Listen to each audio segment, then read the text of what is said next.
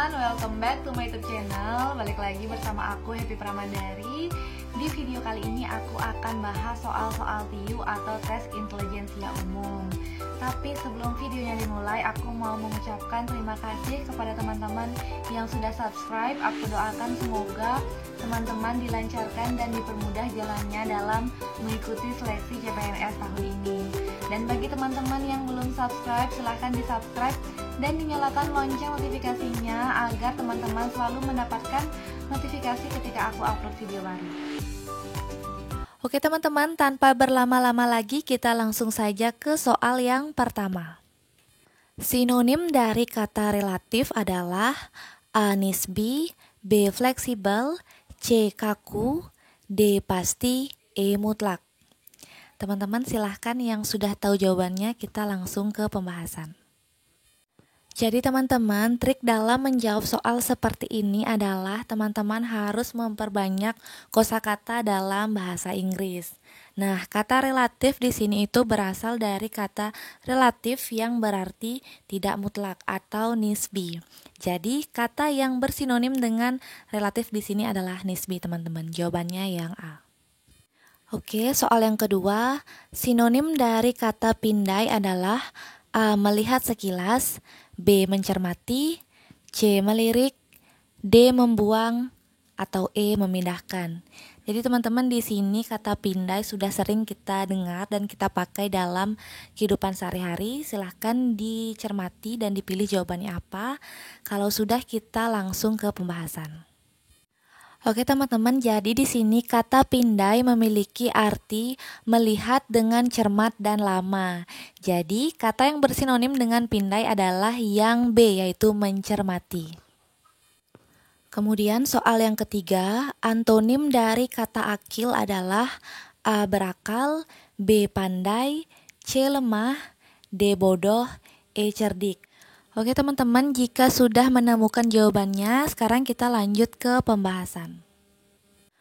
Oke teman-teman, jika teman-teman menemukan kata-kata yang jarang dipakai dalam kehidupan sehari-hari, maka teman-teman jangan panik karena di sini ada trik untuk menjawab soal seperti ini teman-teman.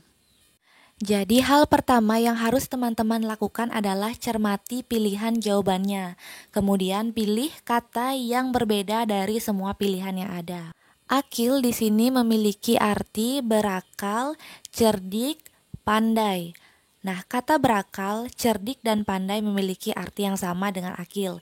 Sedangkan kata lemah memiliki arti yang tidak sesuai dengan kata akil. Jadi di sini jawabannya adalah yang D, yaitu bodoh. Kemudian soal yang keempat, antonim dari kata rapuh adalah A. tegar, B. kukuh, C. koyak, D. rentan, atau E. kuat. Nah, jadi dalam soal ini kita sudah mengetahui arti dari kata rapuh. Kemudian selanjutnya teman-teman lihat di option jawabannya, kira-kira mana kata-kata yang berlawanan dengan kata rapuh, teman-teman. Jadi di sini terdapat 3 pilihan jawaban yang memungkinkan. Nah, selanjutnya teman-teman telaah arti satu persatu dari kata-kata yang memungkinkan menjadi jawaban atau antonim dari kata rapuh. Jadi rapuh di sini memiliki arti sudah rusak, patah, pecah, sobek, atau putus. Kemudian di sini kata tegar memiliki arti keras dan kering atau keras kaku. Kemudian kuat memiliki arti tahan, tidak mudah goyah, ketat dan erat. Kemudian kukuh di sini memiliki arti kuat, terpancang pada tempatnya, tidak mudah roboh, rusak, atau teguh. Nah, jadi lawan kata yang paling tepat dari kata rapuh adalah yang B, yaitu kukuh. Oke teman-teman, lanjut ke soal yang kelima. Jadi di sini merupakan soal analogi atau padanan kata. Nah, di sini kata yang pertama itu adalah manis, kemudian lidah sama dengan jalan titik-titik. Padanan kata yang sesuai adalah A. kaki, B. jembatan penyeberangan, C. sepatu, D. jaring, E. trotoar. Oke teman-teman, silahkan dipilih jawabannya jika sudah, kita lanjut ke pembahasan. Jadi dalam soal ini adalah jenis padanan hubungan fungsi, di mana manis dapat dirasakan oleh lidah dan jalan dapat dilakukan oleh kaki. Jawabannya A. Oke, lanjut ke soal nomor 6 teman-teman, masih di soal analogi. yaitu soalnya berudu titik-titik sama dengan larva titik-titik. Jadi padanan kata yang sesuai adalah A. Katak muda kepompong, B. Kecebong pupa, C. Telur daun, D. Perubahan perkembangan, atau E. Ikan kupu-kupu. Oke, kira-kira jawabannya yang mana? Kita langsung ke pembahasan. Jadi soal ini merupakan jenis padanan hubungan derajat, di mana setelah berudu, metamorfosis kata selanjutnya adalah kata muda.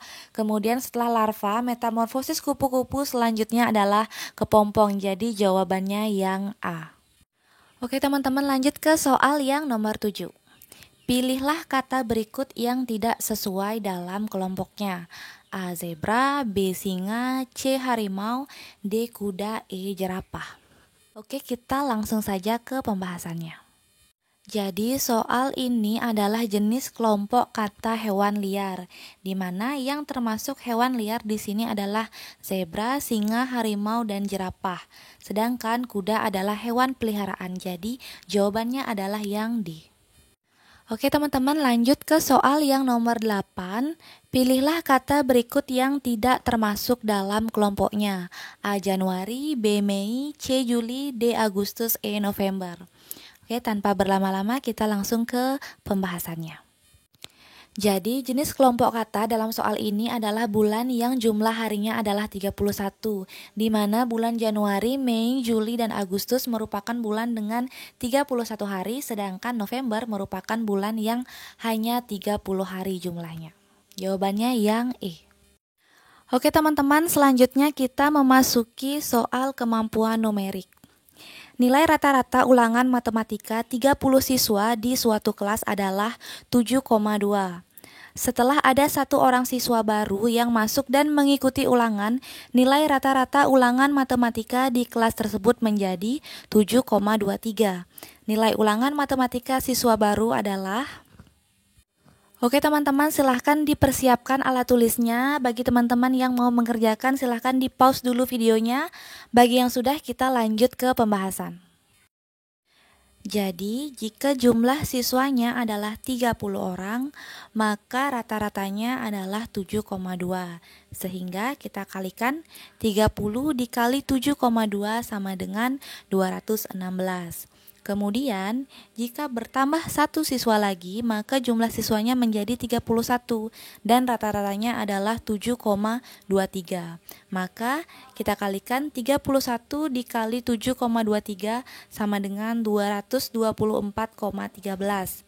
Jadi, nilai ulangan matematika siswa yang baru tinggal kita kurangkan nilai ulangan yang siswanya 31 dengan hasil perkalian nilai ulangan siswanya yang 30. Jadi sama dengan 224,13 dikurang 216 sama dengan 8,13. Jawabannya yang A. Oke teman-teman, lanjut ke soal nomor 10. Pakan ayam sebanyak 21 kg dihabiskan oleh 30 ekor ayam.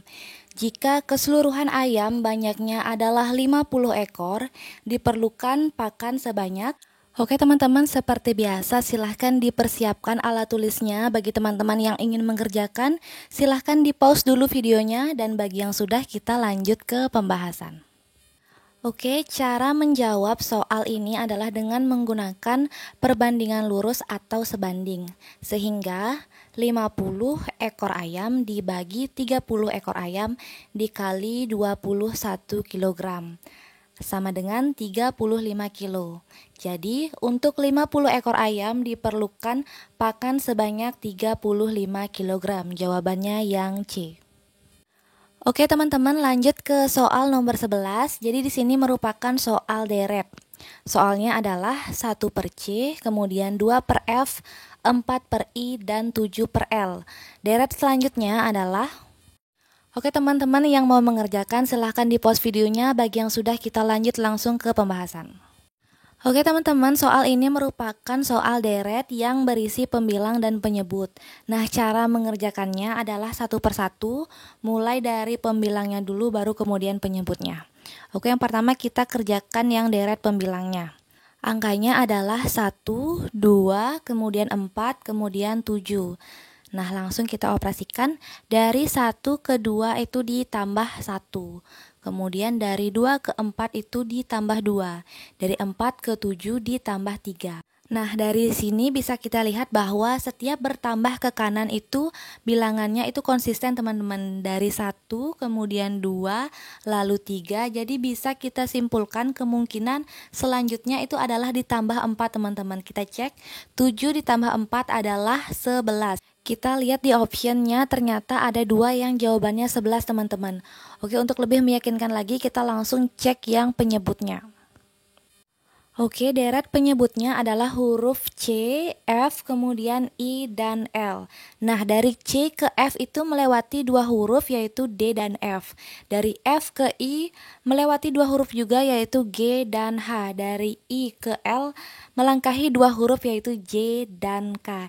Jadi dapat kita simpulkan kemungkinan deret selanjutnya adalah melewati atau melangkahi 2 huruf juga teman-teman. 2 huruf setelah L adalah huruf M dan N. Dan huruf selanjutnya adalah O. Kita lihat di option adakah huruf O. Ternyata ada teman-teman, jawabannya C yaitu 11 per O. Oke teman-teman, lanjut ke nomor 12. Semua orang yang sudah berumur 17 tahun punya KTP. Semua orang yang punya KTP pernah ke kantor kelurahan. Jadi kesimpulan dari premis ini adalah A. Semua orang yang mempunyai KTP tidak pernah ke kantor kelurahan. B. Semua orang yang sudah berumur 17 tahun pernah ke kantor kelurahan. C. Semua orang pernah ke kantor kelurahan mengurus KTP. D. Ada pemilik KTP yang belum pernah ke kantor kelurahan.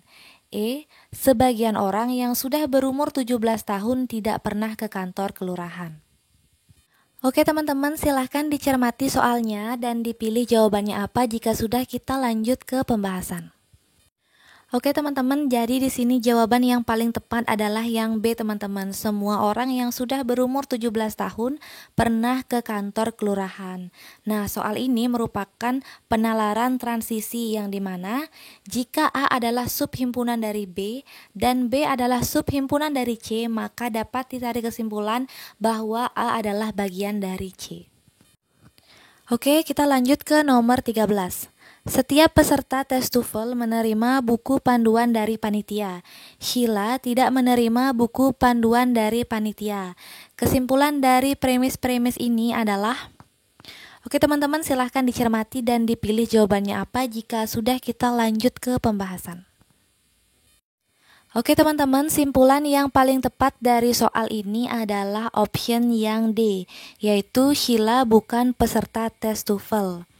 Nah, jadi di sini setiap peserta tes TOEFL itu menerima buku panduan dari panitia, sedangkan di sini Sheila tidak menerima buku panduan dari panitia. Jadi kesimpulannya adalah Sheila bukan peserta dari tes TOEFL tersebut.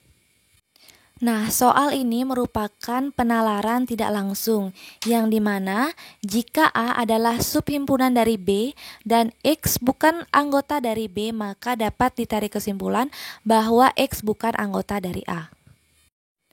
Oke teman-teman, lanjut ke soal nomor 14. Dalam turnamen futsal kelurahan terdapat 4 tim yang bertanding, yakni tim A, B, C, dan D. Setiap tim saling bertemu 1 kali. Dalam setiap pertandingan, tim yang menang seri dan kalah berturut-turut mendapatkan nilai 2, 1, dan 0. Hasil pertandingan menunjukkan bahwa tim A menang 2 kali dan tidak pernah kalah. Tim B menang sekali dan seri 2 kali.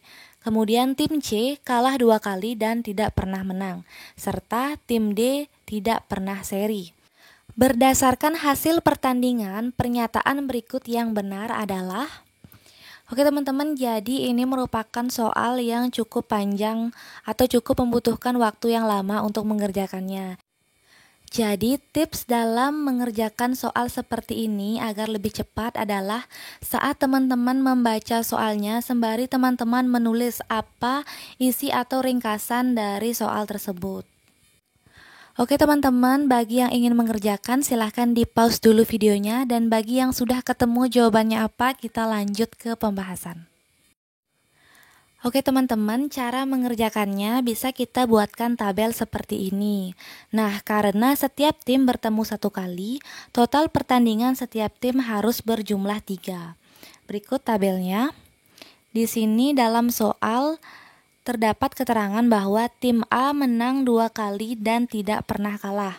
Oke, kita isi di tabel A, yaitu menang 2 kali, kemudian tidak pernah kalah karena mainnya 3 kali, berarti tim A pernah seri 1 kali.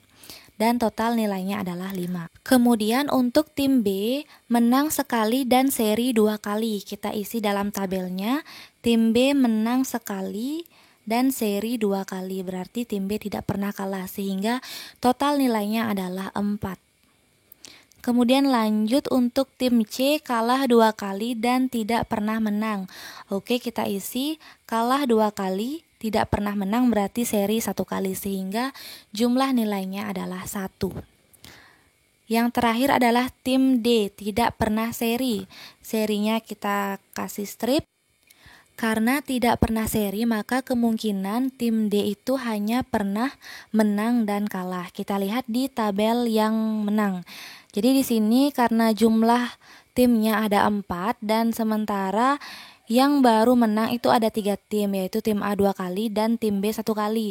Maka di sini dapat disimpulkan bahwa satu tim yang menang adalah tim D. Jadi jumlahnya 4 tim yang pernah menang. Kemudian kita lanjut cek kolom yang kalah. Nah, di sini jumlah tim yang kalah harus berjumlah 4. Sementara di sini baru tim C saja yang kalah sebanyak 2 kali. Sehingga dapat kita simpulkan bahwa tim D juga mengalami kekalahan sebanyak 2 kali. Sehingga jumlah poin tim D adalah 2. Berdasarkan jumlah nilai, urutan juara dari turnamen futsal tersebut adalah tim A, B, D, kemudian C. Jawabannya yang B, teman-teman. Oke teman-teman, lanjut ke soal nomor 15. Urutan nilai dari 5 siswa yang mengikuti seleksi Olimpiade Matematika sebagai berikut. Nilai A-nya lebih tinggi dari Indah.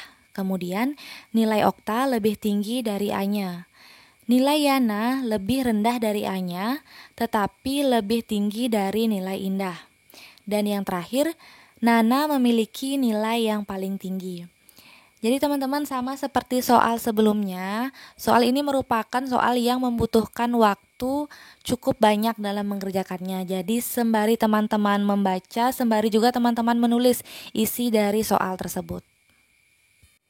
Oke teman-teman, bagi yang ingin mengerjakan silahkan di-pause dulu videonya, dan bagi yang sudah kita lanjut ke pembahasan. Oke teman-teman, agar lebih cepat pengerjaannya kita tulis dengan inisialnya saja. Mulai dari yang pertama, yaitu nilai A-nya lebih tinggi dari Indah, maka A lebih besar dari I. Kemudian nilai Okta lebih tinggi dari A-nya, maka O lebih besar dari A. Lalu nilai Yana lebih rendah dari A-nya tetapi lebih tinggi dari Indah, maka A lebih besar dari Y dan Y lebih besar dari I. Sementara Nana memiliki nilai yang paling tinggi, maka yang paling depan hurufnya ini adalah yang N. Dapat kita simpulkan, maka Nana atau N lebih besar dari O lebih besar dari A lebih besar dari Y, dan Y lebih besar dari I. Jadi urutan siswa dari yang memiliki nilai terendah adalah Indah, Yana, Anya, Okta, dan Nana. Jawabannya C, teman-teman. Oke teman-teman, tidak terasa sudah selesai pembahasan soal TIU-nya. Ini aku ada PR untuk teman-teman, silahkan dikerjakan. Dan bagi teman-teman yang ingin tahu pembahasannya, silahkan nanti cek Instagram aku, nanti aku akan taruh di highlight. Dan bagi teman-teman yang belum follow Instagram aku, silahkan di follow ya. Oke teman-teman, sekian dulu video dari aku, semoga bermanfaat. Jangan lupa di like, komen, dan share ke teman-teman kalian sesama pejuang CPNS. Thank you for watching, I'll see you guys on my next video, bye.